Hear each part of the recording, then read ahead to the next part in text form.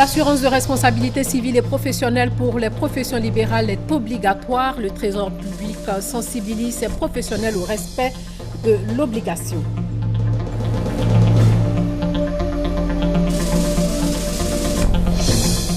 La contraception a permis d'éviter 350 000 grossesses et 18 000 décès en Côte d'Ivoire en 2015, mais elle n'est pas bien perçue par tous. Nous ferons un état des lieux de la situation dans quelques instants.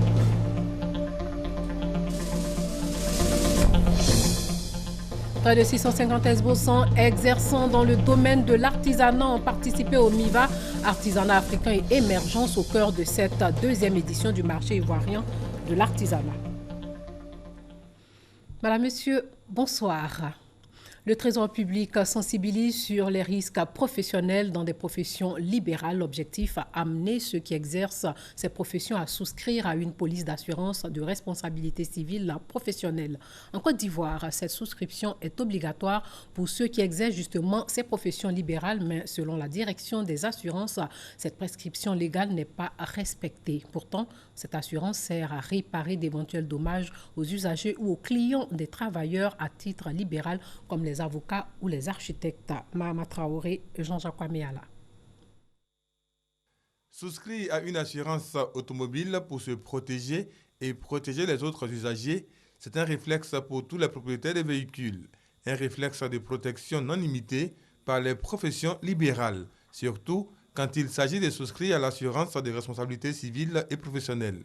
Une assurance pourtant rendue obligatoire par le pouvoir public. Quand vous prenez l'assurance des facultés maritimes, c'est obligatoire, c'est la douane qui en assure le contrôle. Vous avez différentes professions qui sont assujetties à l'obligation d'assurance, mais il n'y a pas un mécanisme de contrôle. Avant toute répression, place à la sensibilisation. Tout le sens de cette campagne de sensibilisation, initiée par la Direction des assurances, de la Direction générale du Trésor et de la comptabilité publique, à l'endroit des avocats, pharmaciens, architectes et autres professions libérales.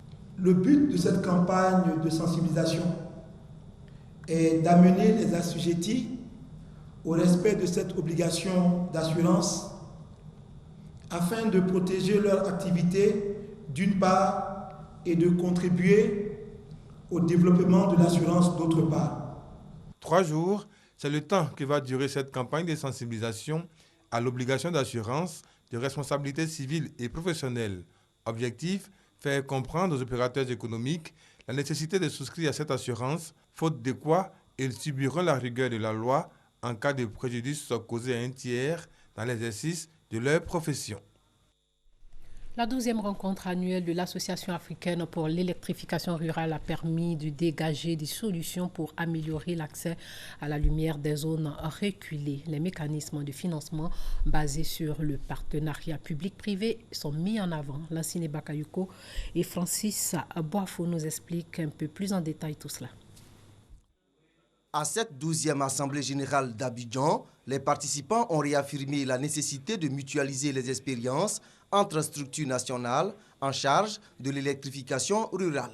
En amenant les expériences de part et d'autre, de la Guinée, de la Tanzanie ou de l'Ouganda ou du Sénégal, ça nous permet chacun d'apprendre de l'autre et à partir de là de définir les meilleures stratégies pour développer l'électrification rurale à moindre coût.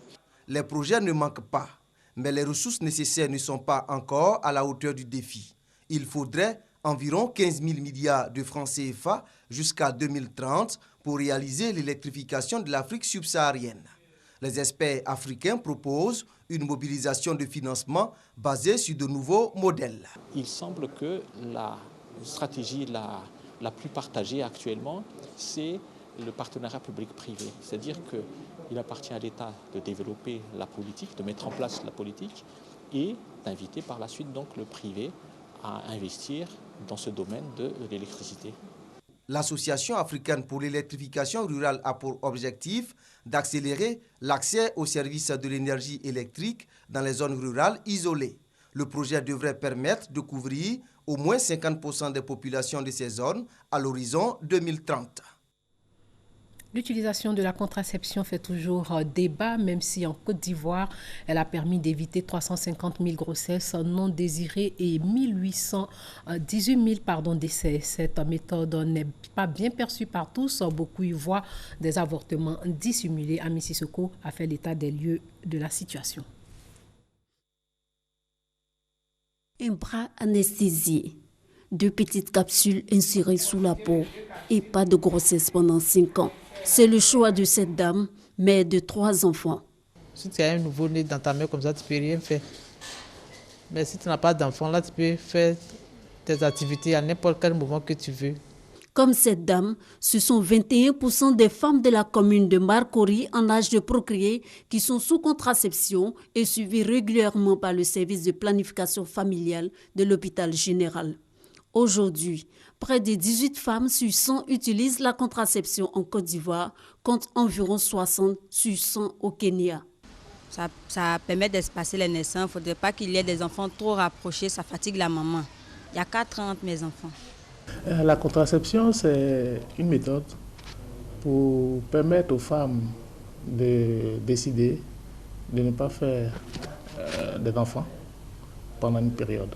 Nous avons la méthode naturelle, les pilules, les dispositifs intra-utérins, les injections et puis les implants. Il faut rechercher les facteurs de risque chez elles avant de lui proposer une méthode. Malgré le bien-être que les méthodes contraceptives peuvent apporter aux femmes qui ont déjà procréé et à celles qui n'ont pas encore procréé, notamment les jeunes filles, des appréhensions existent quant à leur utilisation. Ça m'intéresse même pas, les pilules. Parce que si tu suis ton cycle normal, il n'y a pas de problème. Il y a des soeurs qui ont pris, quand elles prennent les pilules, elles saignent plus. Du côté des religieux, les avis sont aussi contrastés. À un moment donné, nous allons arriver au objectif final, 0 enfant. On ne nous dit pas les conséquences de ces contraceptions. Où aujourd'hui, toutes ces formes de cancer qui surgissent, toutes ces formes de personnes qui sont obèses ou qui développent certaines pathologies. L'islam permet aux musulmans d'user des moyens qui peuvent lui permettre d'espacer la naissance. Et si ces moyens-là, ces méthodes-là sont conformes à la santé de la femme et ne sont pas nuisibles aussi à l'enfant, il n'y a pas de problème. Une situation qui amène de nombreuses femmes à se cacher de leur conjoint pour pratiquer la contraception. Entre moi et puis mon mari, que c'est pas trop ça. Que c'est mon 5e enfant qu'elle a. Que je lui ai parlé de ça, mais qu'il n'a pas voulu. J'ai pris mon argent pour venir me planifier. La plupart du temps, les hommes ne sont pas d'accord pour que leurs partenaires prennent des contraceptions. Mais quand elles viennent, on les rassure. Elles disent que soit leur mari cache la carte pour ne pas qu'elles puissent venir, ou bien, leur mari n'est pas content, veut chose les menace. Face aux différentes inquiétudes que suscite l'utilisation de la contraception, les spécialistes se veulent rassurants. Elle a fait son enfant, elle est revenue, elle a repris la même injection. Ça n'agit pas sur l'allaitement. Si l'enfant est malade, c'est que vraiment c'est une maladie naturelle. Si une femme se trouve sous contraception, qu'elle ne sait pas, qu'elle utilise des produits éclaircissants, c'est pareil qu'une femme qui est sous implant, qui prend de manière inopinée, sans faire exprès, des hormones d'oestrogène naturels par des plantes, par la thérapie traditionnelle, pourrait saigner. La Côte d'Ivoire se caractérise par une croissance très rapide de sa population, avec un taux de croissance démographique de 2,8% par an, un indice de fécondité de 5 enfants par femme et un niveau de mortalité maternelle élevé avec 614 décès pour 100 000 naissances. Cette planification familiale est une stratégie qui permet d'améliorer les indicateurs de développement, permet de réduire la mortalité maternelle, la mortalité infanto-juvénile, de permettre de mieux faire la scolarisation au niveau des ménages et au niveau des populations. Chaque année dans le monde, l'OMS enregistre 80 millions de grossesses non désirées, dont le cas se termine par des avortements avec 70 000 décès. En Côte d'Ivoire, pour l'année scolaire 2015-2016, le ministère de l'Éducation nationale a relevé plus de 500 cas de grossesse chez les écoliers et 4 250 cas au secondaire général en dépit des actions menées pour la pratique de la contraception. En 2015, quand nous faisons le bilan de 2016, l'usage de la contraception a permis d'éviter 350 000 grossesses non désirées et 1800 décès maternels. Les produits sont accessibles. La pilule, elle est à 150 francs. Les injectables à 500 francs. Les stérilés et les implants à 1000 francs. Un plan d'action 2015-2020 est mis en place par le ministère de la Santé et de l'Hygiène publique pour faire passer la prévalence contraceptive d'environ 18% à 36%. Investir dans la contraception, c'est garantir l'avenir. C'est ce concept qui guidera les actions du ministère de la Santé et de l'Hygiène publique jusqu'en 2020. Parlons éducation avec ces 16 véhicules qui ont été remis aux structures du ministère de l'Éducation nationale. Ces véhicules ont coûté plus de 400 millions de francs CFA. Elles ont été offertes par le projet d'appui à l'éducation nationale. Le reportage de Grace Kondo. Le projet d'urgence d'appui à l'éducation de base a pour mission, entre autres, d'améliorer les conditions de travail dans le système éducatif ivoirien. Dans le cadre de ce projet, les structures déconcentrées du ministère de l'Éducation nationale viennent de recevoir 16 véhicules d'un montant de plus de 400 millions de francs CFA. Ce matériel roulant va accroître les capacités d'action des agents des structures déconcentrées en vue d'être plus efficaces sur le terrain. C'est un matériel qui vient à point tombé, à la mesure où l'inspection générale encadre toutes les structures scolaires dans une zone éducative donnée, et même sur le plan national. Il est bon que nous ayons ce matériel roulant pour faciliter notre mobilité sur le terrain. Le meilleur remerciement, le plus grand remerciement à l'endroit de nos bienfaiteurs, c'est de faire en sorte que leurs dons puissent donner des résultats sur le terrain. C'est de faire en sorte que leurs dons soient utilisés à bon escient. C'est de faire en sorte que leurs dons soient entretenus pendant longtemps. Un enseignement de qualité et une éducation de performance restent des défis à relever. C'est pourquoi, en plus de ce matériel, le projet d'appui à l'éducation a à son actif la construction de 1000 salles de classe, plusieurs collèges de proximité et la réhabilitation de 7 CAFOP. Le fonds alloué au projet d'urgence d'appui à l'éducation de base, 24 milliards de francs CFA pour le renforcement du système éducatif ivoirien. Nous disons donc que ces véhicules ont été offerts par le projet d'appui à l'éducation nationale. La réinstauration des cours du mercredi au primaire n'est pas du goût de tous. Avec cette réforme, les jours de classe passent de 4 à 5 jours par semaine. Pour les instituteurs, les heures de cours par an sont fixées à 165 contre 132 auparavant. Un ajout de 33 heures pour lesquelles il n'y aura pas de compensation financière parce que s'inscrivant dans les normes selon le ministère de l'Éducation nationale. Qu'en est-il vraiment? Le directeur de la pédagogie et de la formation continue était sur le plateau du Dimanche Magazine pour en parler. Je voudrais m'adresser aux Ivoiriens pour leur dire que c'est une seule raison, c'est d'accroître le temps d'exposition des enfants à l'apprentissage.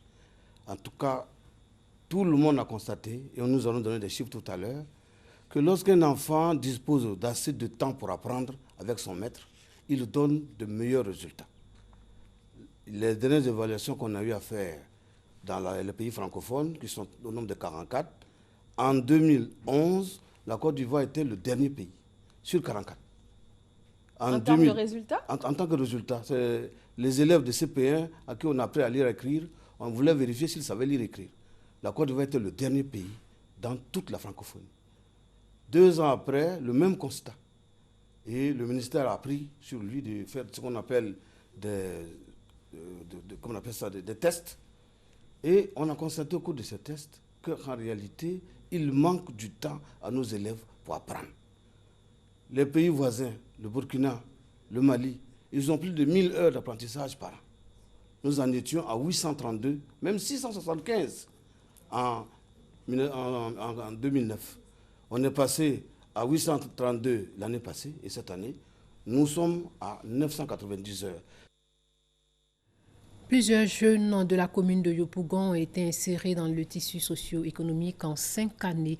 Avec ou sans diplôme, ces jeunes exercent dans plusieurs domaines d'activité. Une initiative de la plateforme de services de la commune de Yopougon. Le reportage de Eric Kagori. 1062 jeunes de la commune de Yopougon ont retrouvé le sourire grâce à la plateforme de services de la commune, PFS. Diplômés ou non, ces jeunes sont formés par ce programme afin de les orienter dans divers domaines d'activité. Les bénéficiaires en sont reconnaissants. J'ai fait au moins 6 mois de formation à la PFS. J'étais patient. Mais aujourd'hui, après les 6 mois, j'ai reçu un financement. Aujourd'hui, j'ai un magasin local de fabrication de produits cosmétiques. Le fait d'être rémunéré chaque fin du mois, déjà, c'était une indépendance financière que j'avais. Et puis, on nous obligeait, un temps soit peu, à garder de l'argent sur un compte. C'est cet argent-là qui m'a permis de passer mon permis de conduire. Cet argent aussi m'a permis de faire mon inscription à l'université. De quoi réjouir les autorités municipales de Yopougon. Ils s'engagent à renforcer l'appui de la mairie à l'endroit de cette plateforme de services. Vu le travail qu'ils ont abattu en 5 ans, le maire a décidé de renforcer son appui pour les 5 années à venir afin qu'ils puissent faire davantage. La plateforme de services de Yopougon est installée depuis 5 ans. Sa présence dans cette commune a donné beaucoup d'espoir à certains jeunes. Quand on prend la population jeune de Yopougon, on vous dit que nous sommes 77% au moins. Donc c'est dit que sur cette population-là, insérer même 1000, 2000, il y a beaucoup encore. Ces jeunes sont allés célébrer les 5 années d'existence de cette structure dans leur commune. Une structure qui œuvre pour l'insertion des jeunes du Côte d'Ivoire dans le tissu socio-économique. Une délégation du ministère de l'Entrepreneuriat national, de l'Artisanat et de la promotion des PME était à l'Université de l'Entrepreneuriat à Azagué. Et cette université est en gestation. L'incubateur agropastoral destiné à la formation des jeunes était l'objet de cette visite. La question de l'initiative privée en faveur de l'entrepreneuriat à l'origine de cette visite. Franck Quadio. Azagué. Des cailles, des moutons, un décor de ferme à la réalité, un centre d'incubation agro-pastoral et non loin des bâtiments en construction. C'est le site de la future université de l'entrepreneuriat. Une initiative à situer dans le cadre d'un partenariat secteur public-privé entre le ministère de l'Entrepreneuriat national, de l'Artisanat, de la promotion des PME et le secteur privé. Une visite d'imprégnation donc pour mesurer la fiabilité de l'instrument. C'est un signal fort à la jeunesse ivoirienne, aux entrepreneurs ivoiriens de dire qu'on peut entreprendre en Côte d'Ivoire et on peut réussir l'entrepreneuriat. Cette école permettra désormais à nos enfants de ne pas avoir simplement le syndrome de fonctionnariat, mais le syndrome de l'entrepreneuriat, ce qui leur permettra d'évoluer à leur manière. Visite de terrain, mais aussi séance de travail à travers des vidéoconférences une fois de retour à Abidjan. L'idée est de créer l'interaction avec l'expertise occidentale en matière d'entrepreneuriat au moins d'incubateurs d'entreprises. La démarche vise à terme pour le ministère de l'Entrepreneuriat national à créer davantage d'opportunités d'emploi et de PME ivoiriennes adaptées aux normes qualité internationales. La deuxième édition du MIVA 2016 a regroupé près de 650 exposants qui exercent dans le domaine de l'artisanat. Ils viennent de 20 pays, dont 17 pays africains. Le marché ivoirien de l'artisanat 2016 a pour thème artisanat africain et émergence. Plus de 3000 visiteurs participent à cet événement culturel. Francis Boifo nous amène au cœur du MIVA.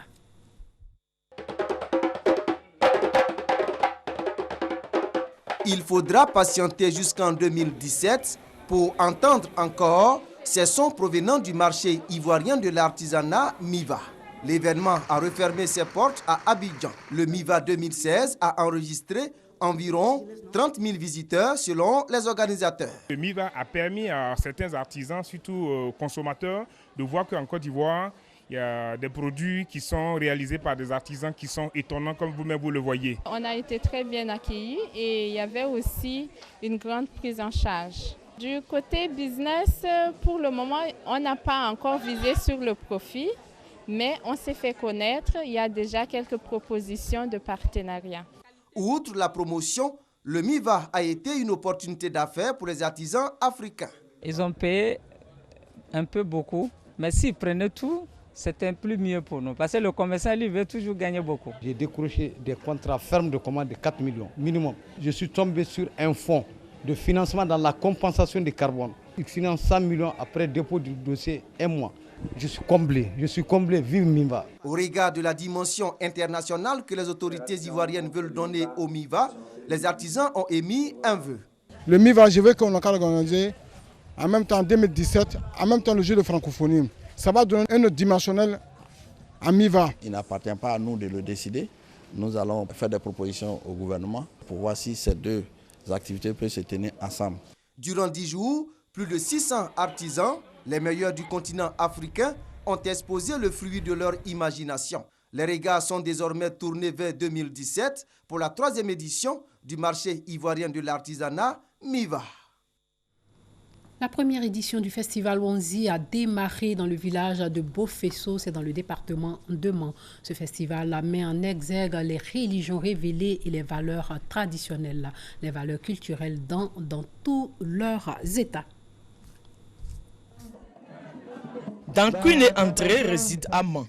La soixantaine révolue, il est présent ce jour à Bofesso, son village, situé dans le département de Mans, pour assister à la toute première édition du festival dénommé Wanzi. Un spectateur assis dans l'assistance, il est devenu en quelques secondes un acteur en nous faisant montre d'un talent insoupçonné.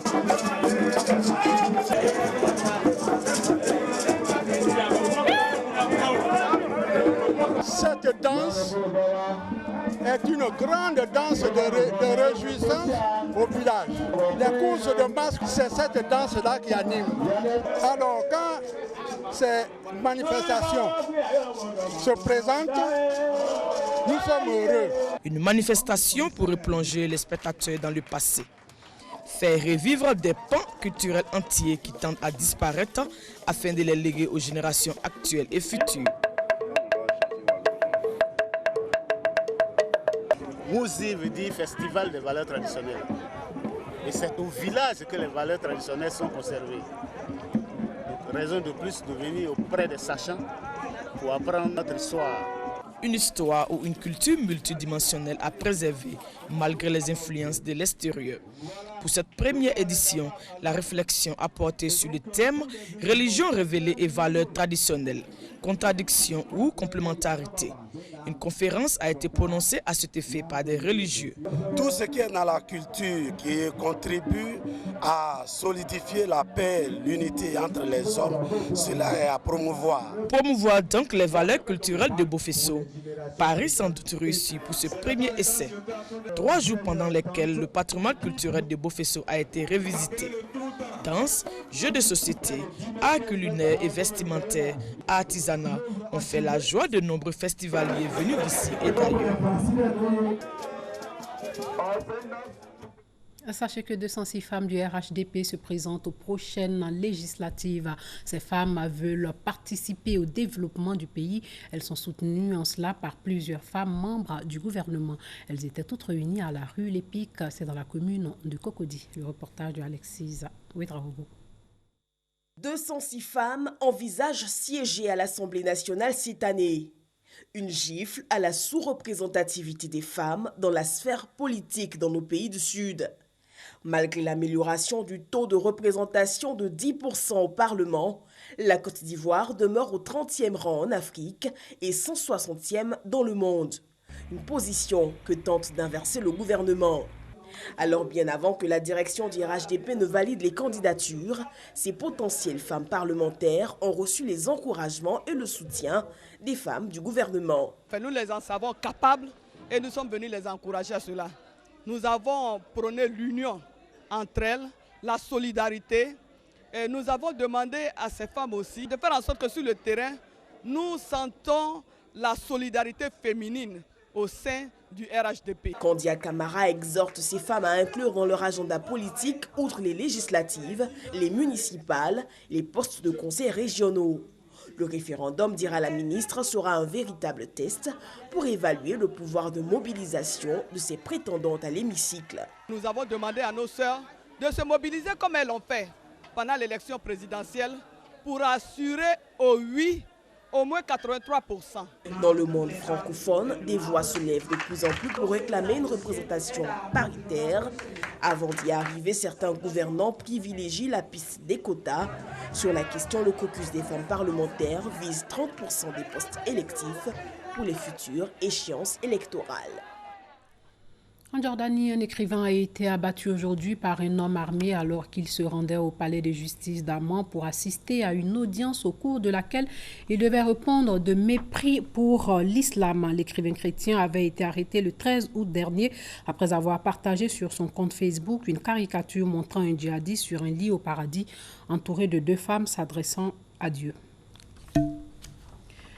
François Hollande a reconnu aujourd'hui la responsabilité française dans l'abandon des harkis des Algériens qui ont combattu aux côtés des forces françaises lors de la guerre d'indépendance de l'Algérie. Pour la première fois donc, ces anciens combattants algériens ayant combattu pour la France ont été honorés à la cour d'honneur de l'Hôtel national des Invalides et c'était à Paris. Retraçons maintenant les événements qui ont marqué la semaine. Nous allons marquer un arrêt en RDC où des violences ont coûté la vie à au moins 50 personnes. Les États-Unis ont aussi vécu des heures chaudes et en Syrie, les raids continuent d'abréger des vies.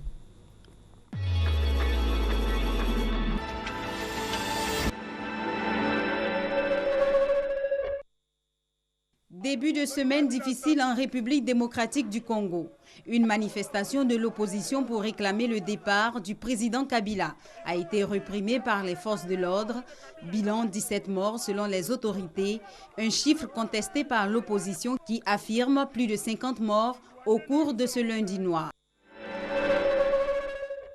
Même climat de violence à Charlotte, en Caroline du Nord, aux États-Unis, où la mort d'un jeune noir abattu mardi par une policière a ravivé les tensions raciales. La communauté afro-américaine est descendue dans la rue pour dénoncer cette énième bavure policière à l'encontre des Noirs. Ce même mardi, au Brésil, l'ex-président Lula da Silva, dans le collimateur de la justice, a finalement été inculpé. Il est accusé de faits de corruption dans le scandale Petrobras. En France, c'est plutôt les primaires qui alimentent les débats à droite. Mercredi, la haute autorité pour les primaires a levé le voile sur les personnalités retenues. 7 candidats sont en lice. Ils ont 2 mois pour convaincre les militants. Le candidat vainqueur représentera la droite à la présidentielle de 2017. Loin de la France, un bateau transportant plus de 300 migrants a coulé au large des côtes égyptiennes dans une ville à l'est d'Alexandrie, alors qu'il se dirigeait vers l'Europe. Le bilan du naufrage s'élevait jeudi à 51 morts. Fin de suspense au Gabon. La Cour constitutionnelle a confirmé dans la nuit du vendredi la réélection du président sortant, Ali Bongo. La Cour a rejeté l'essentiel du recours de son rival, Jean Ping. Ce dernier dénonce un déni de droit, une parodie de procédure. Il a appelé ses militants à rester mobilisés pour faire triompher le droit. En Grande-Bretagne, Jeremy Corbyn a été réélu samedi à la tête du Parti travailliste. Grâce à l'appui des militants et malgré la très vive contestation qu'il suscite chez les élus et cadres de sa formation. Issu de l'aile gauche du Labour, il a recueilli 61,8% des voix. La situation au Moyen-Orient s'est taillée une place de choix dans l'actualité de la semaine, au cœur des débats de l'Assemblée générale de l'ONU, la crise syrienne. Ce dimanche après-midi, les États-Unis, la Grande-Bretagne et la France ont demandé une réunion en urgence du Conseil de sécurité de l'ONU pour presser la Russie d'enrayer l'escalade de la violence à Alep en vue de restaurer la trêve.